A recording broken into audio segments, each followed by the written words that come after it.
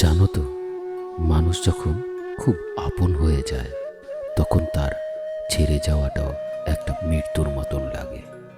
তুমি চলে যাওয়ার পর আমি ঠিক আগের মানুষটা নেই।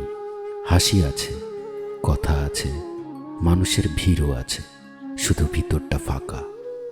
এখন মাঝরাতে ঘুম ভাঙলে আমি আর আকাশের দিকে দেখি না, কারণ ওই চাঁদটাও তোমার কথা মনে করিয়ে দেয়।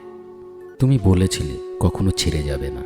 হয়তো কথাটা মিথ্যে ছিল না, সময়টা তোমাকে বদলে দিয়েছে। আজও ফোনটা হাতে নিই, পুরনো চ্যাট খুলে বসে থাকি। তুমি ভালো থাকো ওই লেখার শেষ এসএমএসটার দিকে তাকিয়ে থাকি। কি অদ্ভুত না? যেই মানুষটা একদিন ভালোবাসি বলেছিল সেই মানুষটাই একদিন ভালো থেকো বলে চলে যায়। আমি এখন আর কাউকে দোষ দিই না, কারণ আমি বুঝে গেছি সবাই থাকার প্রতিশ্রুতি দেয়, কিন্তু সবাই থাকতে জানে না। রাতে যখন চারপাশ নিস্তব্ধ হয়ে যায় তখন বুকের ভিতর একটা শূন্যতার চিৎকার করে ওঠে। মনে হয় কেউ একজন ছিল যে আমার পুরো পৃথিবী ছিল।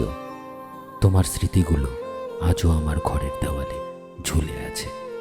তোমার হাসি, তোমার অভিমান, তোমার সেই পাগল বলে ডাকা, সব কিছুই আজও বেঁচে আছে, শুধু তুমি নেই। বিরহ খুব ভয়ঙ্কর হয়। একটা মানুষকে কাঁদায় না, শুধু ভিতর থেকে ধীরে ধীরে শেষ করে দেয়। আমি আজও তোমার ফোনের অপেক্ষায় থাকি না, কারণ জানি যারা সত্যিই চলে যায় তারা আর ফিরে আসে না।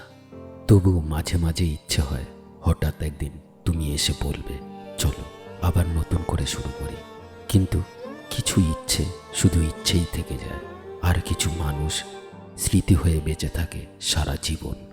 শেষে একটা কথা বলবো, ভালোবাসা কখনো মরে না, মরে যায় শুধু একসাথে বেঁচে থাকার স্বপ্নগুলো।